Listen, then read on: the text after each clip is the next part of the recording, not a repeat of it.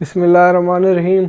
अस्सलाम वालेकुम dear students viewers, आप इकराम सैयद साजिद के साथ उम्मीद करता हूँ आप तमाम लोग खैरियत से होंगे।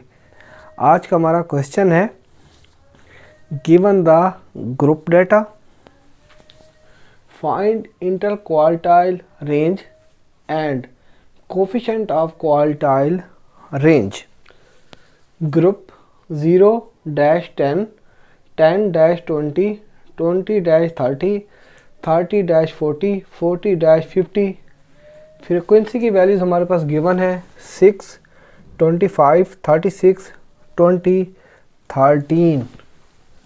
इंटर क्वार्टाइल रेंज को फाइंड करना है and coefficient of quartile range को फाइंड करना है। पहले हम लोग इंटर क्वार्टाइल रेंज का फार्मूला लिखते हैं। Q3 minus Q1। Q3 से मुराद अपर क्वार्टाइल, Q1 से मुराद लोअर क्वार्टाइल। अब हम चेक करते हैं जो हमारे पास ग्रुप डाटा का क्वेश्चन गिवन है कि आया ये जो डाटा है वो अरेंज है या अनअरेंज्ड है। अगर डाटे में तरतीब पाई जाती हो तो हम लोग CB यानी क्लास बाउंड्री नहीं बनाते। अगर डाटा अनअरेंज्ड हो यानी ग्रुप डाटे के अंदर तरतीब ना पाई जाती हो तो हम क्या करते हैं, उस डाटे को अरेंज करने के लिए CB यानी क्लास बाउंड्री बनाते हैं। अब हम लोग अपने ग्रुप डाटे को चेक करते हैं। देखें 10, 10, 20, 20, 30, 30, 40, 40। इसका मतलब ये है, ये जो हमारे पास डाटा है ये तरतीब यानी इस डाटे में तरतीब पाई जाती है तो हम लोग CB नहीं बनाते। Q3 को फाइंड करने के लिए हम लोग पहले CF यानी क्यूमुलेटिव फ्रीक्वेंसी बनाते हैं। CF क्यूमुलेटिव फ्रीक्वेंसी कैसे बनाई जाती है, यानी जो F की वैल्यूज़ हैं उन वैल्यूज़ को एक दूसरे में सम अप करते हैं। पहले 6 लिखेंगे, 6 में 25 जमा करते हैं तो 31 आता है। 31 में 36 जमा करते हैं 67 आता है। 67 में 20 जमा करते हैं 87 आता है। 87 में 13 जमा करते हैं तो 100 आता है। अच्छा, हम एग्ज़ाम में कैसे पता चलेगा जो हम लोगों ने CF यानी क्यूमुलेटिव फ्रीक्वेंसी बनाई है वो ठीक है या गलत है। हम फ्रीक्वेंसी की वैल्यूज़ को टोटल कर लेते हैं जो 100 आता है। Summation F is equal to 100। इसी तरह अगर CF की जो आखिरी वैल्यू हो 100 हो यानी इसके बराबर हो तो इसका मतलब ये है जो हम लोगों ने CF यानी क्यूमुलेटिव फ्रीक्वेंसी बनाई है वो ठीक है। अब हम Q3 को पहले फाइंड करते हैं। Q3 is equal to the value of, ये जो Q के साथ 3 है उसको N से मल्टीप्लाई करते हैं। 3 ज़र्ब N, क्वार्टर का मतलब होता है चौथा हिस्सा, बटे 4 द एटम यानी कौन सा item. Q3 is equal to the value of 3 ज़र्ब N से मुराद होता है ये फ्रीक्वेंसी का टोटल। जो हमारे पास ये 100 है तो N की जगह 100 पुट करते हैं बटे 4 द एटम यानी कौन सा item. Q3 is equal to the value of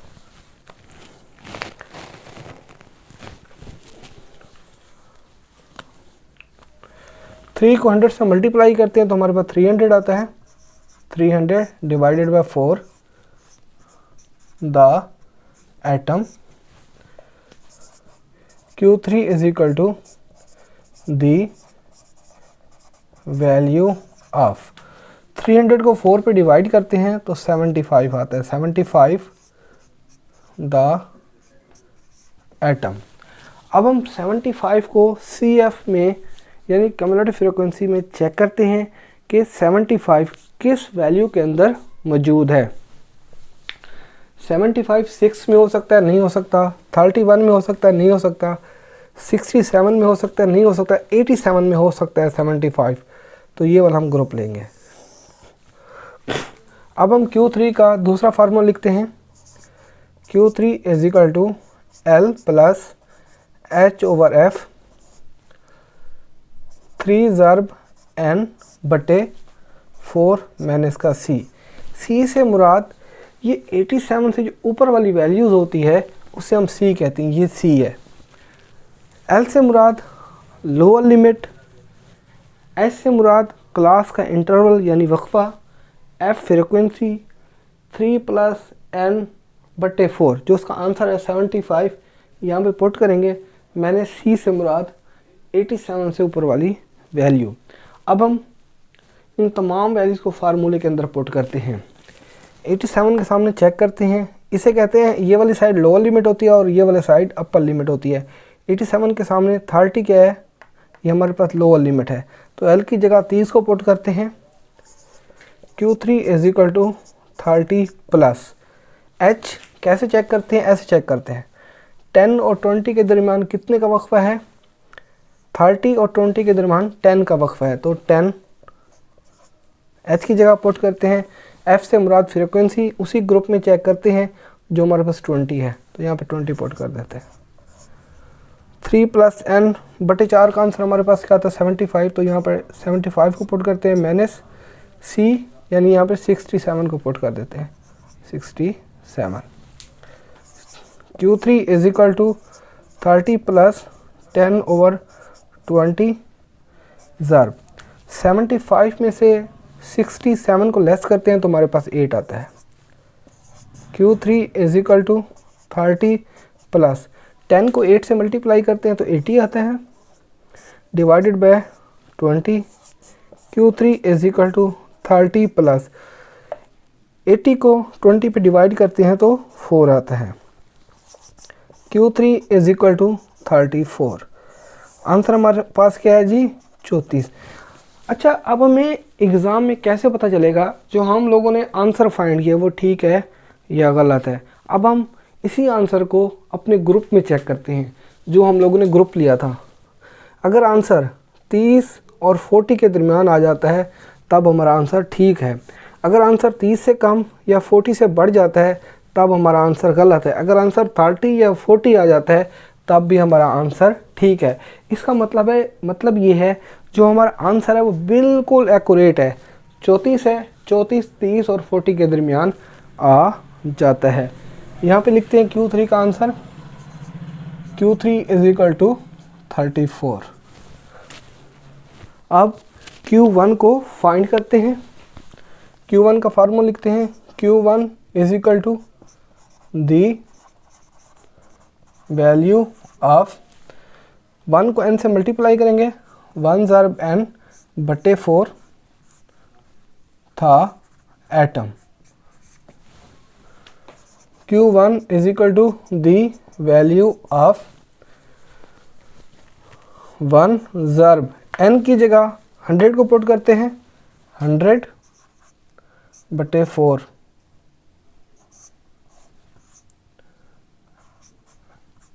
था एटम।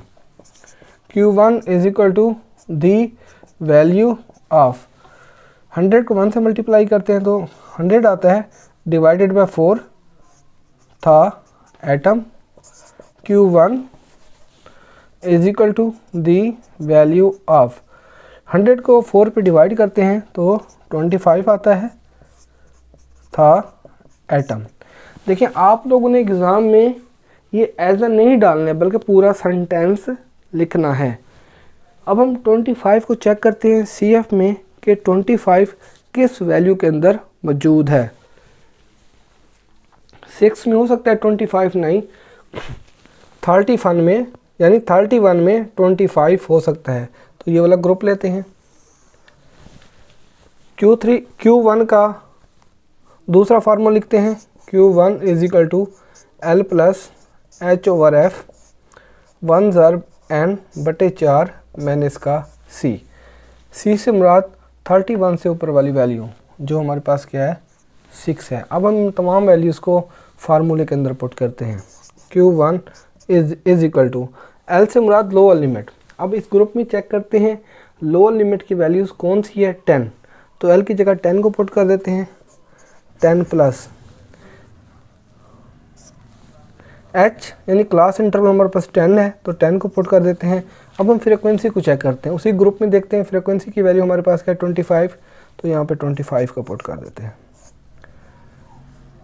इसके आंसर को पुट करते हैं जो हमारे पास 25 है माइनस c की वैल्यू 6 है तो 6 यहाँ पे पुट कर देते हैं। Q1 is equal to 10 plus 10/25। 25 में से 6 को लेस करते हैं तो हमारे पास 19 आता है। Q1 is equal to 10 plus 10 को 19 से मल्टीप्लाई करते हैं तो हमारे पास आता है 190 divided by 25। Q1 is equal to 10 plus 190 को 25 पे डिवाइड करते हैं तो हमारे पास जो आंसर आता है 7.6। Q1 is equal to 10 plus 7.6, इन दो वैल्यूज़ को जमा करते हैं तो हमारे पास आता है 17.6। ये हमारा आंसर है। अब हम चेक करते हैं ये जो हमारा आंसर एक्यूरेट है यानी सही है या गलत है। देखिए आंसर हमारा 10 और 20 इन दो वैल्यूज़ के दरमियान में है, तो इसका मतलब ये है ये हमारा आंसर ठीक है। यहाँ पे लिखते हैं Q1 is equal to 17.6। Inter quartile range का फार्मूला लिखते हैं। जो हमारे पास फार्मूला है Q3 minus Q1 is equal to Q3 की जगह उसके आंसर को पुट करते हैं 34 माइनस और Q1 की जगह ये जो हमारे पास Q1 है Q1 की जगह उसके आंसर को पुट करते हैं 17.6 इज इक्वल टू 34 में से 17.6 को लेस करते हैं तो हमारे पास 16.4। ये जो हमारा आंसर है इंटर क्वार्टाइल रेंज का आंसर है। अब हम फाइंड करते हैं coefficient of quartile range. Coefficient of quartile range का फार्मूला लिखते हैं। Coefficient of quartile range is equal to Q3 minus Q1 बटे Q3 plus Q1। Coefficient of quartile range is equal to Q3 की जगह उसके answer को put करते हैं 34 माइनस Q1 की जगह उसके आंसर को पुट करते हैं 17.6 बटे Q3 की जगह उसके आंसर को पुट करते हैं 34 प्लस Q1 की जगह उसके आंसर को पुट करते हैं 17.6। Coefficient of quartile range is equal to 34 में से 17.6 को लेस करते हैं तो हमारे पास आता है 16.4। 34 प्लस 17.6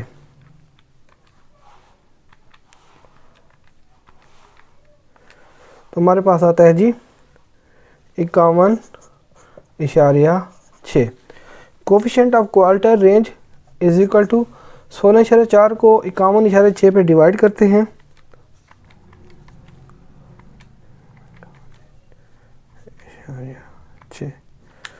तो हमारे पास आंसर आता है 0.31।